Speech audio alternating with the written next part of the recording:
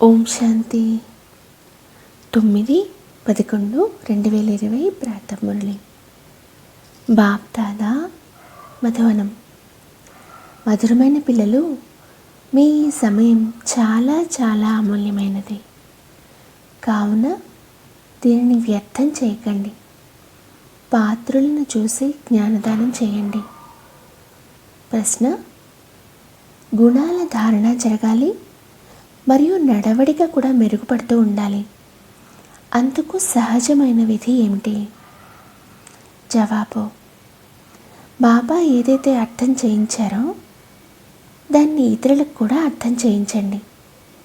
జ్ఞానధనమును దానం చేసినట్లయితే గుణాల ధారణ కూడా సహజంగా జరుగుతూ ఉంటుంది.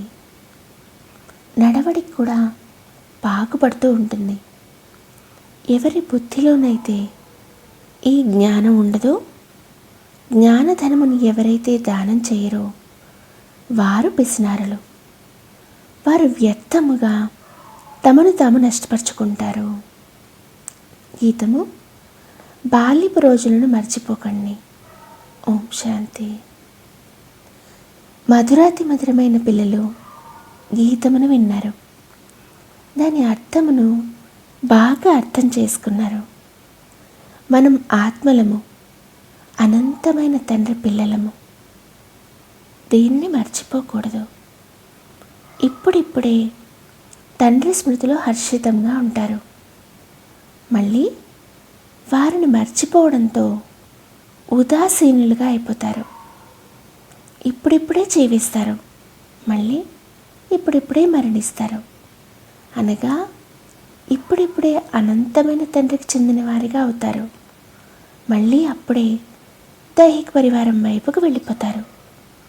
ఈరోజు నవ్వుతున్నారు, రేపు ఏడ్చేలా చేసుకోకండి అని బాబా అంటారు. ఇది గీతపు అర్థము. ఎక్కువగా మనుషులు శాంతి కోసమే తిరుగుతూ ఉంటారు అని పిల్లలైన మీకు తెలుసు. తీర్థయాత్రలకు వెళ్తారు. అలాగని అలా తిరగడం ద్వారా శాంతి లభిస్తుందని కాదు. ఈ ఒక్క సంగమయుగంలోనే తండ్రి వచ్చి అర్థం చేయిస్తారు. మొట్టమొదట స్వయాన్ని గుర్తించండి. ఆత్మ శాంతి స్వరూపము. తాను ఉండేది శాంతిధామం. ఇక్కడికి వచ్చినప్పుడు కర్మలు తప్పకుండా చేయవలసి ఉంటుంది. తన శాంతిధామంలో ఉన్నప్పుడు శాంతిగా ఉంటుంది. సత్యయుగంలో కూడా శాంతి ఉంటుంది, సుఖము ఉంటుంది, శాంతి ఉంటుంది. శాంతిధామంను సుఖధామము అని అనరు. ఎక్కడైతే సుఖము ఉంటుందో దాన్ని సుఖధామము అని, ఎక్కడైతే దుఃఖం ఉంటుందో దాన్ని దుఃఖధామము అని అంటారు. ఈ విషయాలన్నీ మీరు అర్థం చేసుకుంటున్నారు. ఇవన్నీ ఎవరికైనా సమ్ముఖంగా అర్థం చేయించబడతాయి. ప్రదర్శనలో లోపలికి వచ్చినప్పుడు మొట్టమొదట తండ్రి పరిచయమే ఇవ్వాలి. ఆత్మలకు తండ్రి ఒక్కరే. తానే గీతా భగవానుడని మిగిలిన వారందరూ ఆత్మలని అర్థం చేయించబడుతుంది. ఆత్మ శరీరాన్ని వదులుతుంది మరియు తీసుకుంటుంది. శరీరపు పేర్లే మారతాయి, ఆత్మ పేరు ఏమీ మారదు. అనంతమైన తండ్రి ద్వారా సుఖపు వారసత్వం లభిస్తుందని పిల్లలైన మీరు మొదట అర్థం చేయించవచ్చు. తండ్రి సుఖమయమైన సృష్టిని స్థాపిస్తారు. తండ్రి దుఃఖమయమైన సృష్టిని రచించడం అనేది జరగదు. భారతదేశంలో లక్ష్మీనారాయణ రాజ్యం ఉండేది కదా, చిత్రాలు కూడా ఉన్నాయి. ఆ సుఖపు వారసత్వం లభిస్తుందని చెప్పండి.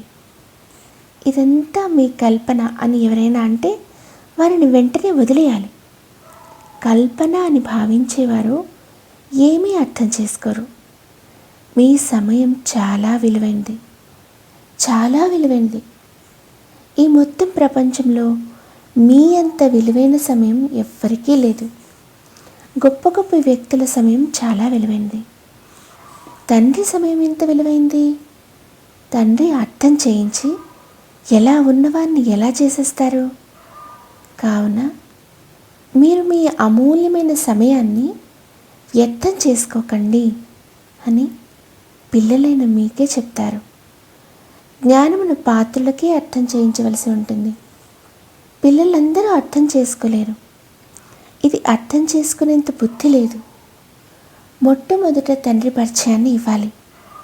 ఎప్పటి వరకైతే ఆత్మలమైన మాకు తండ్రి శివుడు అని అర్థం చేసుకోరో అప్పటి వరకు ఇంకేమీ అర్థం చేసుకోలేరు.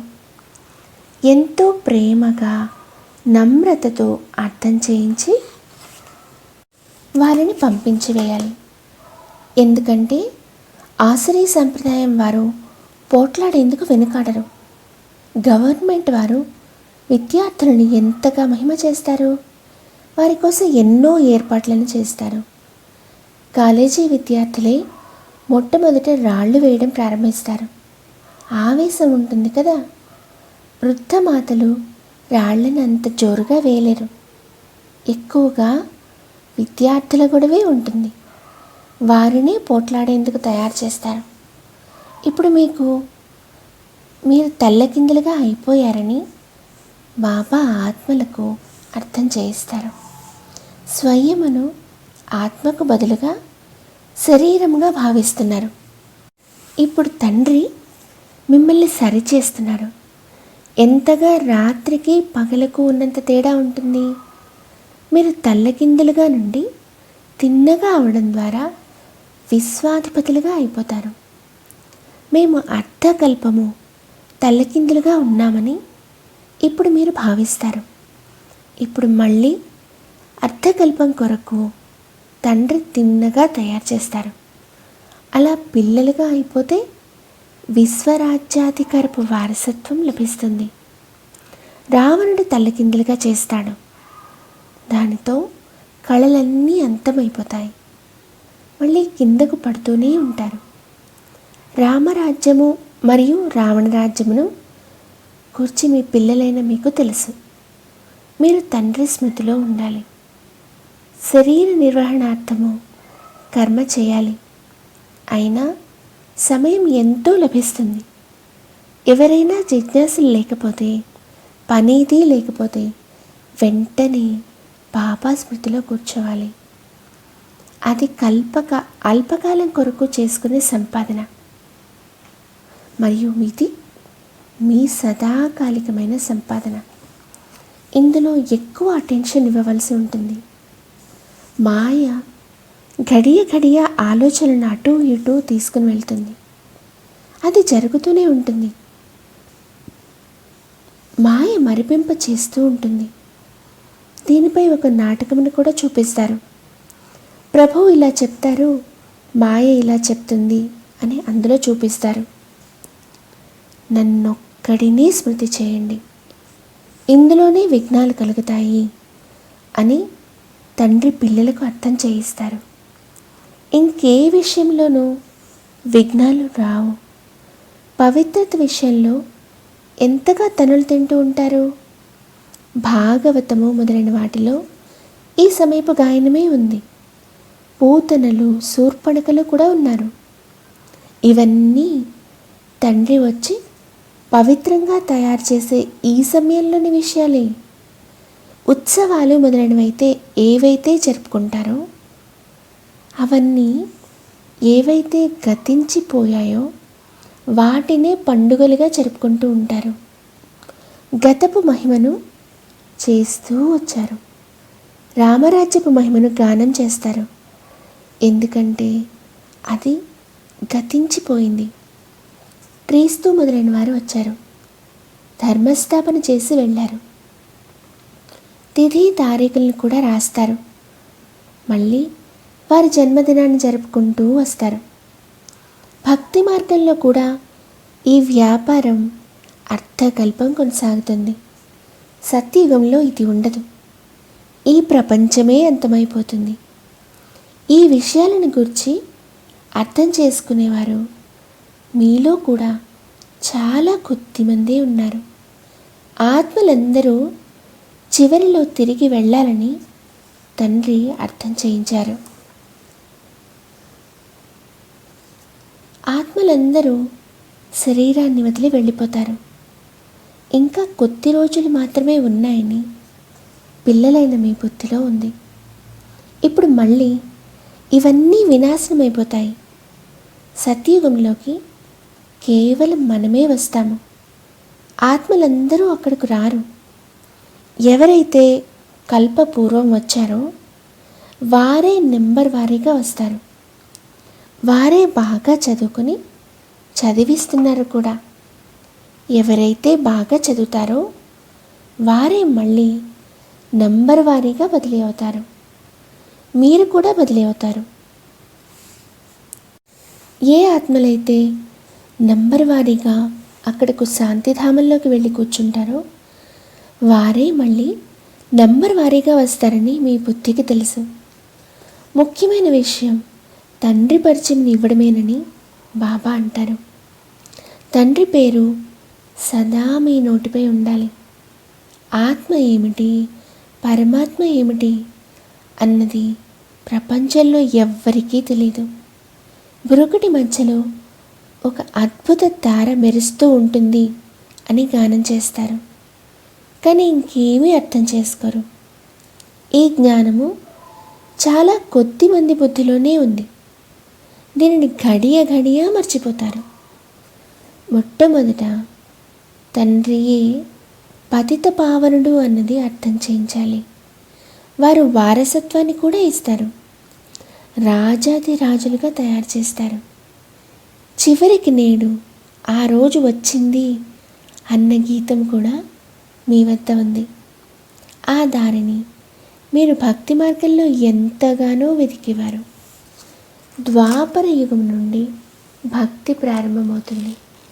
మళ్ళీ చివరిలో తండ్రి వచ్చి దారిని తెలియచేస్తారు.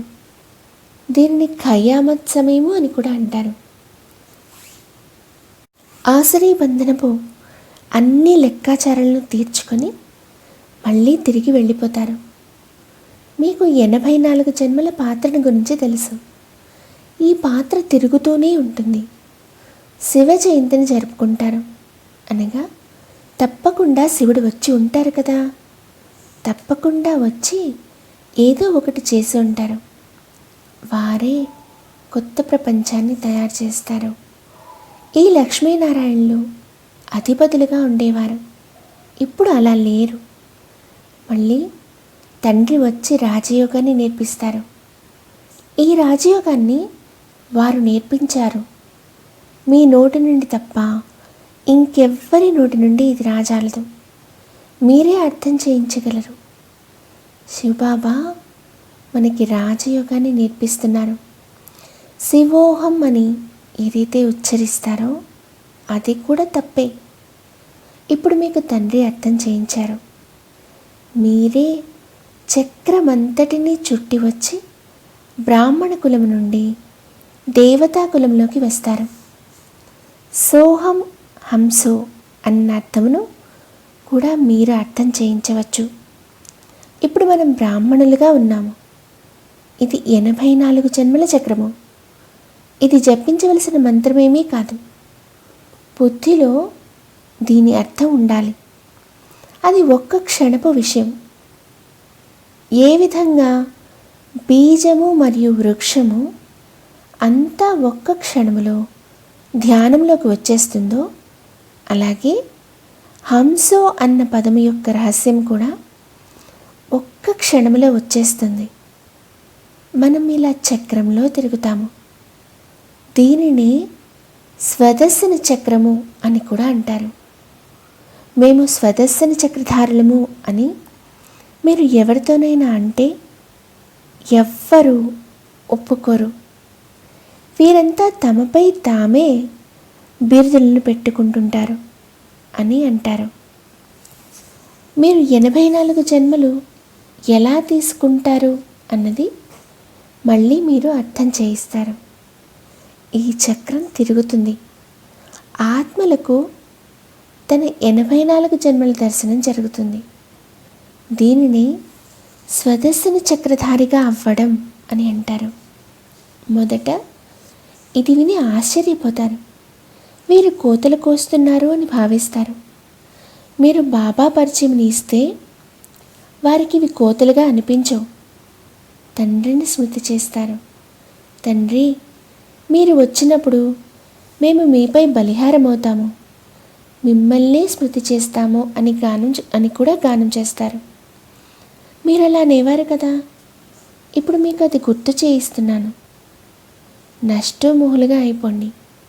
ఈ దేహము నుండి కూడా నష్టోమోహులుగా అయిపోండి. స్వయమును ఆత్మగా భావిస్తూ నన్నే స్మృతి చేసినట్లయితే మీ వికర్మలు వినాశనం అయిపోతాయి అని తండ్రి చెప్తారు. ఈ మధురమైన విషయం అందరికీ నచ్చుతుంది. తండ్రి పరిచయం లేకపోతే ఏదో ఒక విషయంలో సంశయపడుతూ ఉంటారు. కావున మొట్టమొదట తండ్రి పరిచయం ఉన్న 2-3 చిత్రాలను ముందు పెట్టండి. తండ్రి పరిచయం లభించడంతో వారసత్వ పరిచయం కూడా లభిస్తుంది. నేను మిమ్మల్ని రాజాధిరాజులుగా తయారు చేస్తాను అని తండ్రి అంటారు. ఈ చిత్రాన్ని తయారు చేయండి. డబుల్ కిరీటధారులైన రాజుల ముందు ఏక కిరీటధారులు శిరస్సు వంచుతారు. మీరే పూజ్యులు మరియు మీరే పూజారులు అన్న రహస్యం కూడా అర్థమవుతుంది. మొట్టమొదట తండ్రి పూజను చేస్తారు. ఆ తర్వాత తమ చిత్రాలనే కూర్చుని పూజ చేస్తారు. ఎవరైతే పావనులుగా అయి వెళ్ళారో వారి చిత్రాలను తయారు చేసి వాటిని కూర్చుని పూజిస్తారు. ఈ జ్ఞానము కూడా మీకు ఇప్పుడే లభించింది. ఇంతకు ముందు అయితే మీరే పూజ్యులు, మీరే పూజారులు అని భగవంతుని గూర్చి అనేవారు. మీరే ఈ చక్రంలోకి వస్తారని ఇప్పుడు మీకు అర్థం చేయించబడ్డది. బుద్ధిలో ఈ జ్ఞానం ఎల్లప్పుడూ ఉంటుంది మరియు దీన్ని అర్థం చేయించాలి కూడా. ధనం ఇచ్చినా అది తరగకూడదు. ఎవరైతే ధనమును దానం చేయరో వారిని పిసినార్లు అని కూడా అంటారు.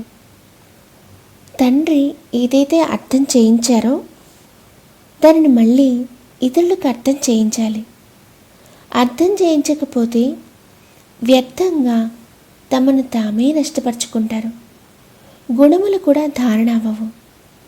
నడవడిక అలా అయిపోతుంది. ప్రతి ఒక్కరూ తమను తాము అర్థం చేసుకోగలరు కదా. ఇప్పుడు మీకు వివరణ లభించింది. మిగిలిన వారంతా అవివేకులుగా ఉన్నారు. మీకు అన్నీ తెలుసు. ఇటువైపు దైవీ సాంప్రదాయం వారు ఉన్నారని, అటువైపు ఆశ్రయ సాంప్రదాయం వైపు వారు ఉన్నారని బాబా అంటారు. ఇప్పుడు మనం సంగమయుగంలో ఉన్నామని బుద్ధి ద్వారా మీరు తెలుసుకున్నారు. ఒకే ఇంట్లో ఒకరు సంగమయుగానికి చెందినవారు, ఇంకొకరు కలియుగానికి చెందినవారు.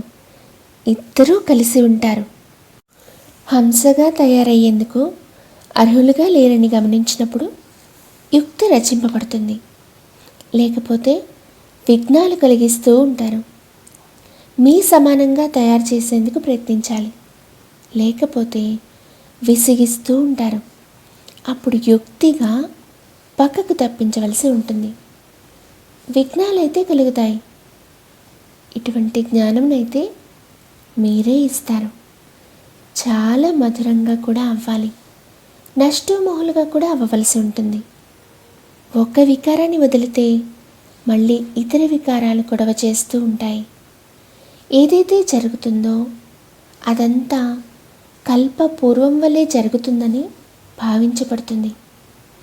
ఈ విధంగా భావించి శాంతిగా ఉండవలసి ఉంటుంది. డ్రామాను అర్థం చేసుకుంటారు. బాగా అర్థం చేయించే పిల్లలు కూడా పడిపోతారు. చాలా జోరుగా దెబ్బతింటారు. కల్ప పూర్వం కూడా అలా దెబ్బతిని ఉంటారు అని భావించడం జరుగుతుంది. ప్రతి ఒక్కరూ తమలో తాము అర్థం చేసుకోగలరు. బాబా, మేము క్రోధంలోకి వచ్చేసాము, ఫలానా వారిని కొట్టాము, ఈ పొరపాటు జరిగింది అని కూడా రాస్తారు. ఎంత వీలైతే అంత కంట్రోల్ చేసుకోండి అని బాబా అంటారు. రకరకాల మనుషులు ఉంటారు. అబలలపై ఎన్నో అత్యాచారాలు చేస్తూ ఉంటారు. పురుషులు శక్తివంతంగా ఉంటారు, స్త్రీలు అబలలుగా ఉంటారు. బాబా మీకు ఈ గుప్తమైన యుద్ధాన్ని నేర్పిస్తారు. దీని ద్వారా మీరు రావణునిపై విజయాన్ని పొందుతారు. ఈ యుద్ధం ఎవరి బుద్ధిలోనూ లేదు. అర్థం చేసుకునేవారు మీలో కూడా నంబర్ వారీగా ఉంటారు. ఇది పూర్తిగా కొత్త విషయం. ఇప్పుడు మీరు సుఖధామం కొరకు చదువుతున్నారు. ఇది కూడా ఇప్పుడే గుర్తుంది. దీనిని మళ్ళీ మర్చిపోతారు. ముఖ్యమైనది స్మృతి యాత్రే. స్మృతి ద్వారానే మనం పావనంగా అయిపోతాము. అచ్చా, మధురాతి మధురమైన ఆత్మిక పిల్లలకు మాత్పిత బాప్దాదాల ప్రియ స్మృతులు మరియు గుడ్ మార్నింగ్. ఆత్మిక పిల్లలకు ఆత్మిక తండ్రి నమస్తే. మధురాతి మధురమైన ఆత్మిక తండ్రికి ఆత్మిక పిల్లల ప్రియ స్మృతులు మరియు good morning Baba. Thank you మీఠే బాబా. ధారణ కొరకు ముఖ్య సారము: 1. ఏమి జరిగినా డ్రామాగా భావిస్తూ శాంతిగా ఉండాలి. క్రోధం చేయకూడదు. ఎంత వీలైతే అంత మిమ్మల్ని మీరు నిగ్రహించుకోవాలి. యుక్తిని రచించి మీ సమానంగా తయారు చేసేందుకు ప్రయత్నించాలి. 2. బాబా ప్రేమగా మరియు నమ్రతతో చాలా ప్రేమగా మరియు నమ్రతతో అందరికీ తండ్రి పరిచయంని ఇవ్వాలి. స్వయమును ఆత్మగా భావిస్తూ నన్ను స్మృతి చేయండి. ఈ దేహము నుండి నష్టమోహులుగా అయిపోండి అని తండ్రి తెలియజేస్తున్నారు అన్న ఈ మధురాతి మధురమైన విషయాన్ని అందరికీ వినిపించండి. వరదానము: నమ్రత రూపీ కవచము ద్వారా వ్యర్థమనే రావణుని తగలబెట్టే సత్యమైన స్నేహి సహయోగి భవ. విస్తారము: మీ సంఘటనలో లోపమును వెదికేందుకు ఎవరు ఎంతగా ప్రయత్నించినా కానీ స్వభావ సంస్కారాల ప్రభావపు ఘర్షణ కొద్దిగా కూడా కనిపించకూడదు. ఎవరైనా తిట్టినా అవమానపరిచినా మీరు సెయింట్ అనగా సాధువుగా అయిపోండి. ఎవరైనా తప్పు చేస్తున్నా మీరు సరిగ్గా ఉండండి. ఎవరైనా మీతో ఘర్షణ పడినా మీరు వారికి స్నేహమరూపీ నీరుని ఇవ్వండి. ఇది ఎందుకు, ఇలా ఎందుకు అన్న సంకల్పాలను చేస్తూ అగ్నిలో నూనెను పోయకండి. నమ్రత రూపీ కవచమును ధారణ చేయండి. ఎక్కడైతే నమ్రత ఉంటుందో అక్కడ స్నేహము మరియు సహయోగము తప్పకుండా ఉంటాయి. స్లోగన్: నావి అనే అనేక హద్దులోని భావనలు ఒక్క నా బాబాలో ఇమిడిపోవాలి. ఓం శాంతి.